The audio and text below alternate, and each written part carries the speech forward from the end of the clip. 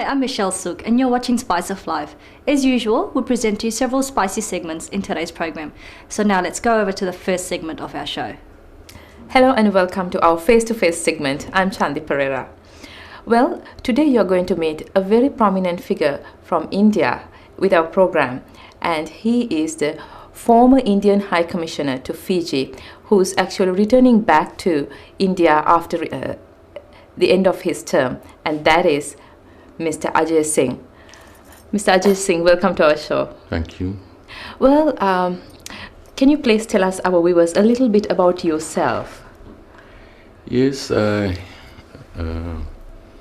have a 4th-generation relationship with Fiji. My great-grandparents went to Fiji in 1885 as indentured laborers. My grandfather was born there, 1888, and they returned to India. Then my grandfather went back. He was amongst the first group of Indians taken into the civil service there, and he served for about 17 years in the service and then returned to India.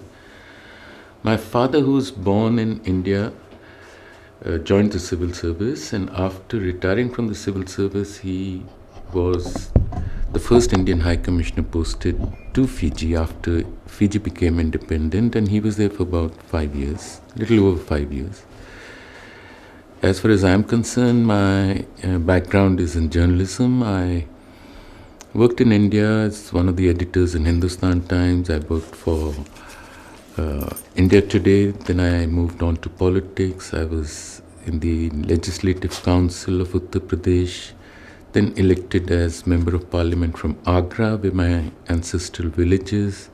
I was a member of the Council of Ministers, Junior Minister for Railways, and then later on as the High Commissioner of India and Fiji. So that is generally the background. Well, that is such an interesting and a very a story that I would really admire. Like, you had your father actually being the Indian High Commissioner to Fiji, and you became the Indian High Commissioner to Fiji later on. That's right. It's a very, very rare occasion that something like this happened, and I did make a little bit of history in that sense.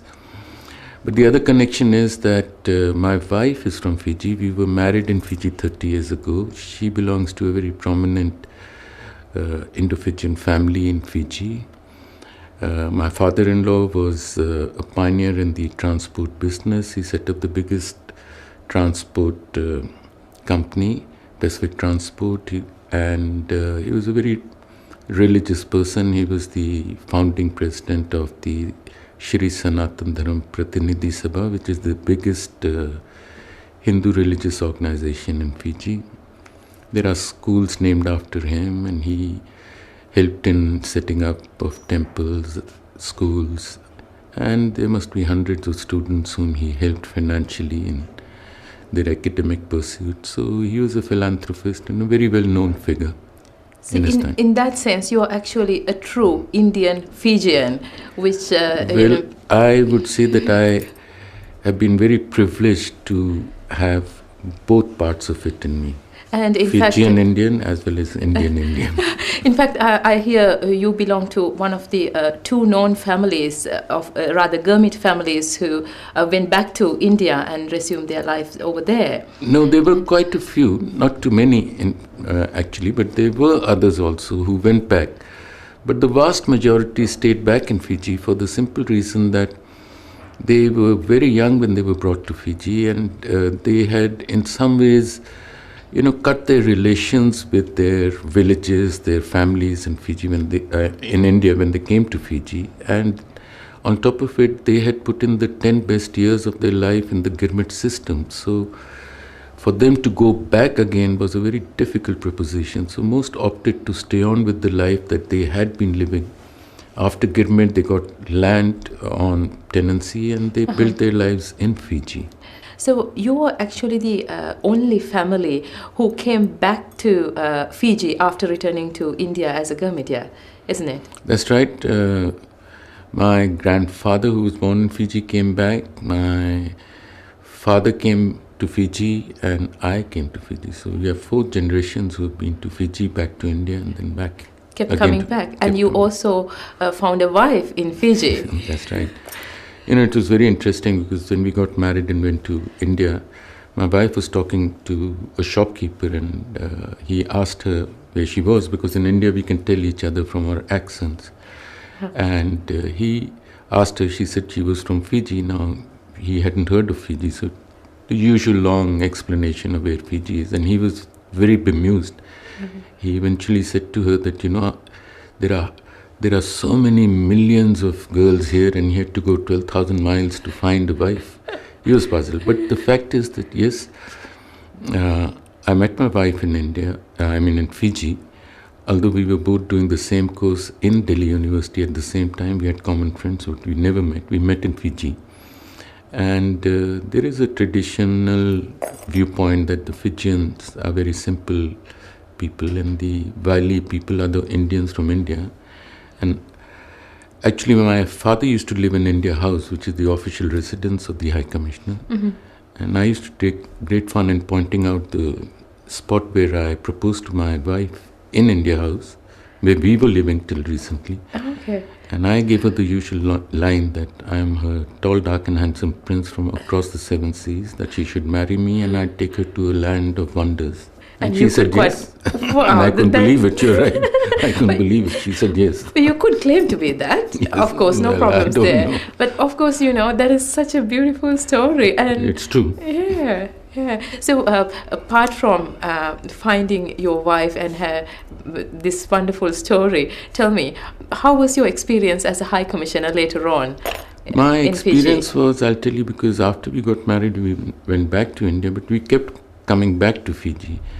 But when people asked me in Fiji the same question that you just asked me, I found some differences, that Fiji had changed a lot. And certain things were very obvious. There was a much greater racial divide than I remember from 30 years back. And the fact that generally people had drifted apart.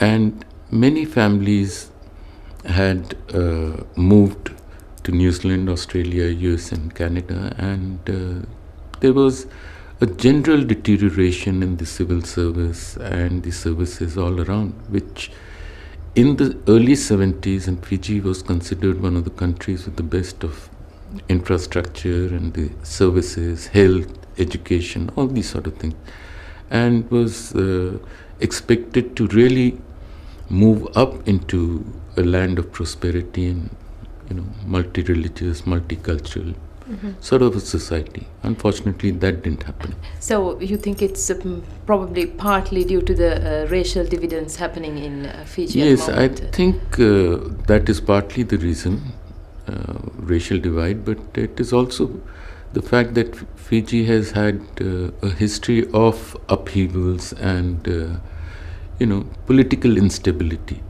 So it is again facing a certain crisis and going through a crisis. But I have a lot of faith in the people of Fiji, because whenever you have hurricanes, cyclones, you have political upheavals, the people of Fiji come together through their perseverance, their hard work. They bring back society to normalcy and back on the path to development. Which is a positive thing to look forward to. Yeah. And that was the end of the first segment of our show. Well, we will now take a short break and return with more. Welcome back. You're watching Spice of Life. We now continue with the second part of our program. And tell me, what are your future plans now that you're leaving Fiji as a High Commissioner? Well, I go back to doing what I was doing earlier, which is I will be back in politics, and I do write for various papers, and I have my commitment to various television networks for political programs and things. So I'll go back to doing that. And I have my village land and so on and so forth. So I'll be back to what I was doing before I came to Fiji. So you love your television, that's the thing you're looking forward to. Yeah. And also your political work, which would keep you going. For a person in public life like me, publicity is the most important thing. You have to be in the limelight. Otherwise, people tend to forget you. Well, I doubt that whether people will forget you. But and tell me, when we spoke about the Gurmitias and the Indians, how close they are and everything, Are there any plans at the moment with the Indian government, which is in progress, to give to make this connection better? Yeah. You know, the Indian government has been focusing on this part of our heritage, which is the Indian diaspora, and for the first time we have an entire ministry in the government devoted to overseas Indian affairs, which is developing a whole lot of schemes and programs for the people of Indian origin who have settled all over the world. For example, we are having a university, is one of the proposed plans, and then we have quotas in universities and very, very prestigious colleges where it is very difficult getting admission, but we have quotas for descendants of Girmatiyas and overseas Indians. And there are other schemes in the pipeline. We already have the PIO system, person of Indian origin, for the visa. Okay. So in the near future, there will be more developments on this kind, because India is, in a very major way, focusing on its diaspora. And it's a two-way thing, you know, because people of Indian origin, whichever country, wherever they've settled, their loyalties, their commitment is to their own adopted country and society. Right. But the link, the ancestral, the cultural, the historical link remains. That the emotional remains, yes. link remains. Yeah. And people of Indian origin who are settled all over have contributed to the massive growth of the Indian economy. And so it's a two-way thing. Two-way thing, it has to happen. And people-wise, do you think this connection, this whatever's government doing, is going to enhance the connection between the Indians and Girmatiyas? Oh yes, oh yes. The descendants of the Girmatiyas are the people on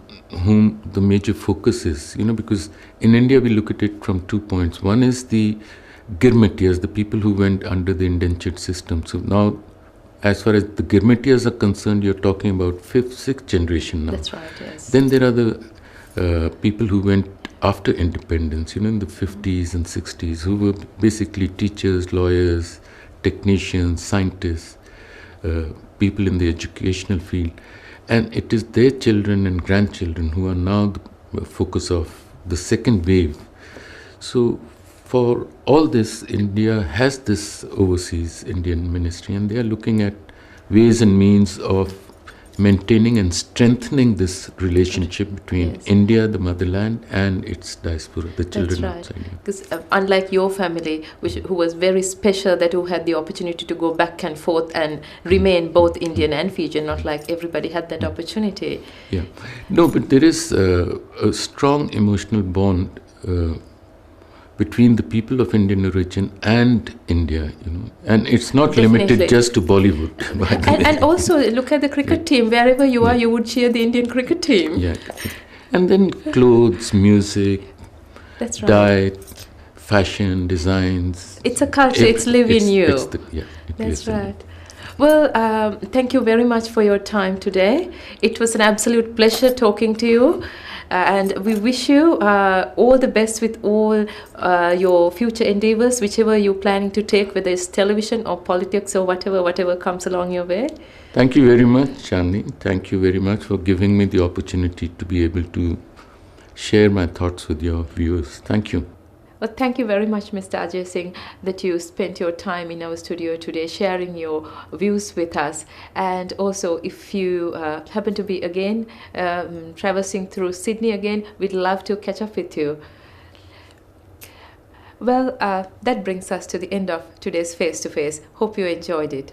You probably remember in the last week you met Guru Dev Charan, who was organizing a fundraiser, a ghazal program, a ghazal evening in order to help the Hindu village temple in Camps Creek. Last week we had so many responses. People actually enjoyed the ghazals quite a bit. So we thought we'll have another ghazal this week. Let's go have a look.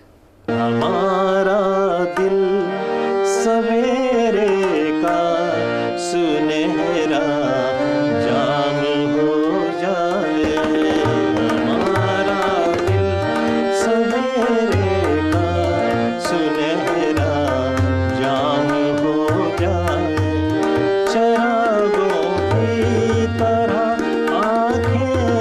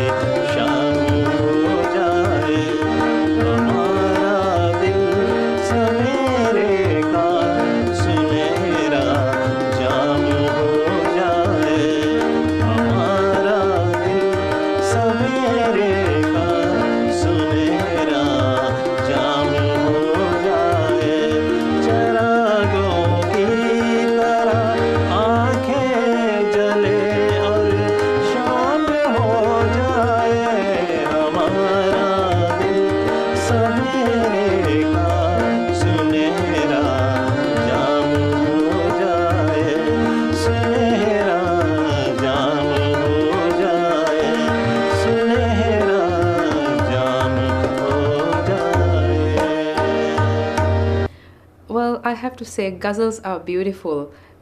No matter where you hear them, it's so absolutely beautiful. And I have to say, Guru does a very good job with ghazal. It's a beautiful voice.